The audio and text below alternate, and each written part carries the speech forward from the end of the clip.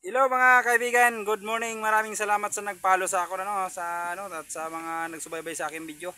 Ngayon, meron tayo ngayong customer na ang sabi niya, hindi daw kuno makambyuhan ang kanyang motor. Kaya solusyonan natin sa madalian na pamaraan.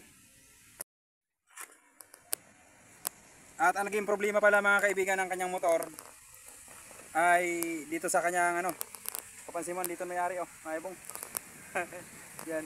So solusyonan natin at nakita natin kung anong problema mga kaibigan. Ayan oh. Ayan Yan. Sabi niya nakakambyuhan niya mga kaibigan pag pag pataas. Kaya kung nangyari ito sa inyo, pag nangyari ito sa inyo, gayahin niyo lang ito mga kaibigan Hindi ka talaga nito makakambyo niyan Hindi talaga kasi tumatama diyan Yan. Kala ng may-ari mga kaibigan, malaki ng sira ng kanyang motor kaya hindi daw ako makambyuhan. Pero kapag sa una daw, pwede. Ayan pwede. Pero pag pabawas na, mahirap na.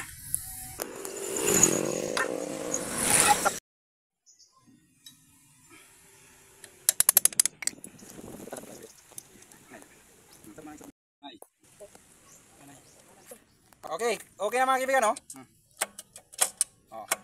Ganyan nyo. Ganyan na sitwasyon. Okay, maraming salamat sa panonood. Thank you, Birabi.